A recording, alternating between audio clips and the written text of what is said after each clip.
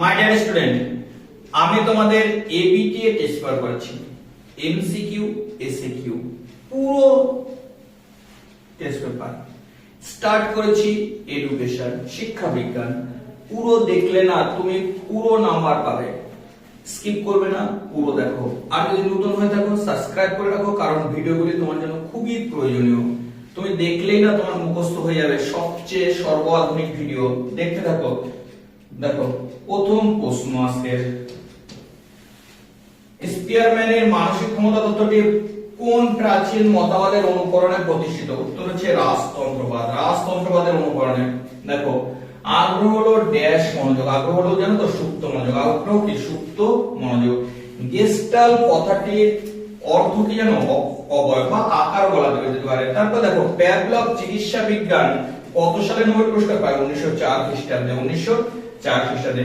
শ্রেণীর প্রসার বা ব্যবধান কি দ্বারা প্রকাশ করা হয়? উত্তর হচ্ছে আই দ্বারা। আই ছোট হাতের আই দ্বারা প্রকাশ করা হয়। তারপর দেখো মিন বা গড়কে কটি ভাবে করা যায়? উত্তর হচ্ছে 3টি ভাবে। কটি ভাগে? 3টি ভাবে করা যায়। দেখো ভারতীয় সংবিধানের কেন্দ্রীয় তালিকায় মোট কটি বিষয় আছে? উত্তর হচ্ছে 99টি। কটি বিষয়? 99। বর্তমান ভারতীয় সংবিধানের তফসিলি সংখ্যা কত? সবাই জানো 12টি। আর তৈরির সময় কত ছিল? 8টি। তৈরির সময় কত ছিল? 8টি।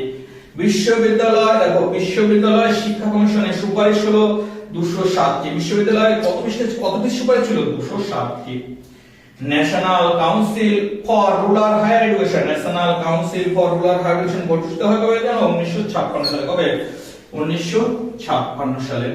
দেখো পরবর্তী প্রশ্ন।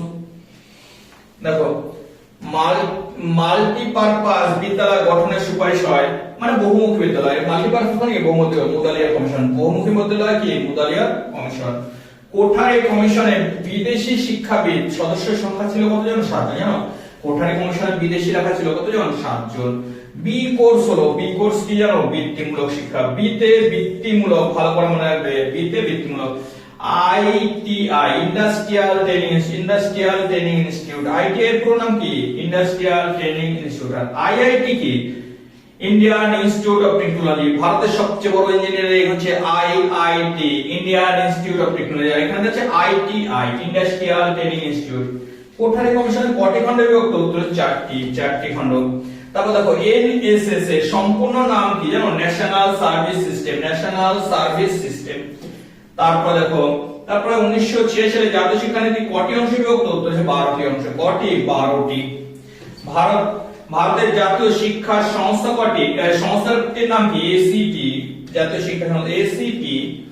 তারপর দেখো বেল করার নিয়ম হলো কি জানো? বেল করার নিয়ম। পরবর্তী প্রশ্ন চলে আসি। দেখো দেখতে দেখো। দেখো বেল করার নিয়ম কি জানো? বাম দিক থেকে ডান দিক, বাম দিক থেকে ডান দিক, মানে আমরা যেভাবে পড়ি সেভাবেই পড়তে হয়। দেখো তারপরে হচ্ছে আমাদের দেশে কোন দিনটিকে প্রতিবন্ধকতা দিবস পালন করা হয়? উত্তর হচ্ছে 15 মার্চ। এটা না অনেক সেটে আছে। 15 মার্চ, 15 মার্চ। জাতীয় সাক্ষরতা মিশন কোন প্রধানমন্ত্রী উদ্যোগ করেন? উত্তর হচ্ছে রাজীব গান্ধী। জাতীয় সাক্ষরতা মিশন কে উদ্যোগ করেন? রাজীব গান্ধী। দেখো সর্বশিক্ষা অভিযান প্রকল্প কত বছর ছিল? উত্তর হচ্ছে জানো কত বছর? 10 বছর। সর্বশিক্ষা অভিযান কত বছর চালু ছিল? 10 বছর। আন্তর্জাতিক শিক্ষা সম্মেলন শিরোনামে প্রকাশিত হয়েছিল জানো? Learning the treasure within, learning the treasure within, ঢাকার সম্মেলন। দেখো তারপরে নিম্ন পর্যায়ভুক্ত দুটি সংখ্যা হলো 0 আর 1, 0 আর 1। জানো এটা হচ্ছে ডিজিটাল সিস্টেমে কি কি ব্যবহার করা হয়? 0 1 লো লেভেল ল্যাঙ্গুয়েজ ব্যবহার করা হয়। দেখো কেকেডব্লিউ স্কুল কি? প্রাথমিক শিক্ষা। কেকেডব্লিউ স্কুল হচ্ছে প্রাথমিক শিক্ষা স্কুল, প্রাথমিক বিদ্যালয়। এবি বুদ্ধির কথা কোন মনোবিদ বলেছেন? জানো মনোবিদ হব বলেছে। এবি বুদ্ধির কথা বলেছে কে? হব, মনোবিদ হব বলেছে।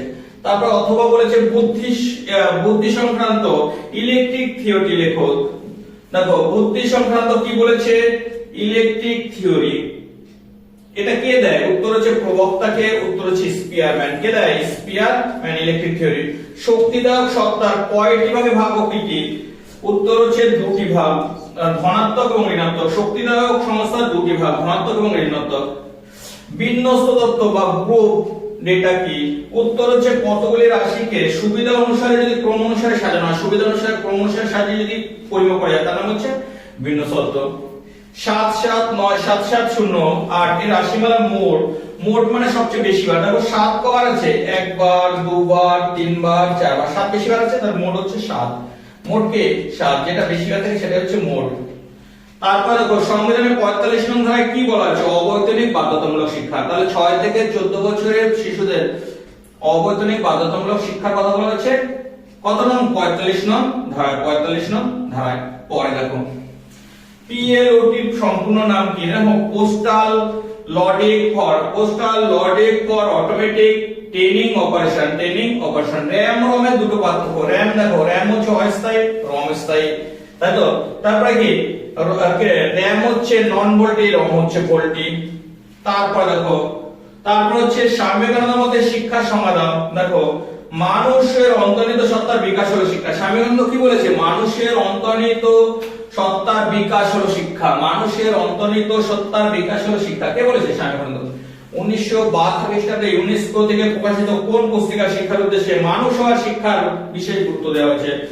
উত্তর হচ্ছে, তারপর দেখো লার্নিং টু বি গ্রন্থটির নাম কি, লার্নিং টু বি। দেখো ব্যবহারিক সাক্ষরতা কাকে বলে, দেখো পঠন লিখন ও ব্যবহারযোগ্য গণিত পারলে তাকে ব্যবহারিক শিক্ষা বলে। পঠন লিখন ব্যবহারযোগ্য গণিত পারলে। তারপর 3Rs কি, 3Rs দেখো 3Rs ও পঠন লিখন গণিতকে এক অর্থে 3Rs বলে। 3Rs কি, পঠন লিখন গণিতকে এক অর্থে 3Rs বলে। টকিং বুক কোন ধরনের শিক্ষার ক্ষেত্রে ব্যবহার করা হয়? উত্তর হচ্ছে দৃষ্টিহীনদের শিক্ষার ক্ষেত্রে ব্যবহার করা হয়, দৃষ্টিহীনদের।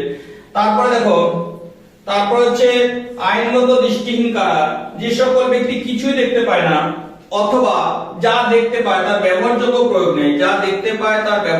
প্রয়োগ নেই, তাকে বলা হয় আইনগত দৃষ্টিতে দৃষ্টিহীন। মানে দেখতে পায়, সামনে দেখতে পায়, সেটা কি ব্যবহারযোগ্য প্রয়োগ না থাকলেও সে দৃষ্টিহীন।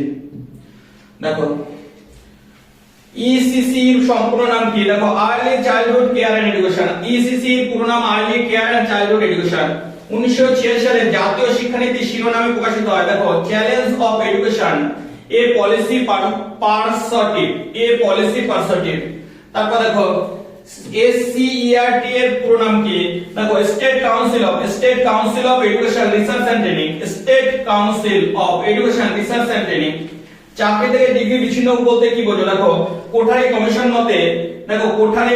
মতে না যে পাস করলেই চাকরি হবে, ডিগ্রি হলে চাকরি হবে এমন কোনো কথা নেই, বিচ্ছিন্ন করে দিয়েছে। তারপর দেখো স্কুল কমপ্লেক্স কি, দেখো কোঠারি কমিশন মতে একই এলাকায় সহযোগে যে স্কুলগুলো গঠিত হয়, একই এলাকায় অনেকগুলো স্কুল যদি তারা পরস্পর সহযোগিতা থাকে তাকে স্কুল কমপ্লেক্স বলে। পশ্চিমবঙ্গের একটি কেন্দ্রীয় বিদ্যালয়ের নাম লেখো। উত্তর হচ্ছে বিশ্বভারতী বিশ্ববিদ্যালয়। 1951 খ্রিস্টাব্দে না কেন্দ্রীয় বিদ্যালয় পরিণত হয়, 1951 খ্রিস্টাব্দে কি হয়, কেন্দ্রীয় বিদ্যালয় পরিণত হয়। তারপর দেখো, তারপর হচ্ছে কোঠারি কমিশন মতে শিক্ষার কাঠামোটি কি ছিল? কোঠারি কমিশনের মতে শিক্ষার কাঠামো দেখো 10 যোগ 2 যোগ 3 যোগ 2, 10 বছরের মাধ্যমিক, 2 বছরের উচ্চ মাধ্যমিক, 3 বছরের গ্রাজুয়েশন, তারপর 2 বছরের হাইয়ার এডুকেশন। তারপর দেখো, তারপরে বলেছে ক্যাসে ডিস বিনি কথা, কেসাই দাম্মিন কথার অর্থ কি? মন্তেশ্বরী বিদ্যালয়, কাসাই দাম্মিন শিশুদের জন্য গৃহ। দেখো কাসাই দাম্মিন কথার অর্থ শিশুদের জন্য গৃহ। অথবা ডাইড্যাক অপারেটরস কি? মন্তেশ্বরী বিদ্যালয় যান্ত্রিক শিক্ষাদানের কৌশল। মন্তেশ্বরী বিদ্যালয় না যে যন্ত্রগুলো শিক্ষাদানের জন্য ব্যবহার করতো তাতে ডাইড্যাক অপারেটরস বলা হয়, ডাইড্যাক অপারেটরস। তাহলে মন্তেশ্বরী বিদ্যালয় যে সকল শিক্ষার উপকরণ ব্যবহার করা হয় যান্ত্রিক, সেগুলো হচ্ছে ডাইড্যাক উপকরণ। আর কাসাই দাম্মিন কথার অর্থ হচ্ছে শিশুদের জন্য গৃহ, মন্তেশ্বরী বিদ্যালয়ের সঙ্গে যুক্ত। কোঠারি কমিশন শিক্ষার কাঠামো কি ছিল? 10 যোগ 2 যোগ 3। এই ছিল এই শিটের মোট এমসিকিউ এসিকিউ। প্রতিটা দেখলে তুমি অবশ্যই বেশি নাম্বার পাবে, অতএব দেখতে থাকো, সাবস্ক্রাইব করে রাখো, তুমি লাভবান হবে। পরবর্তী ভিডিও একটু পরে আসছে।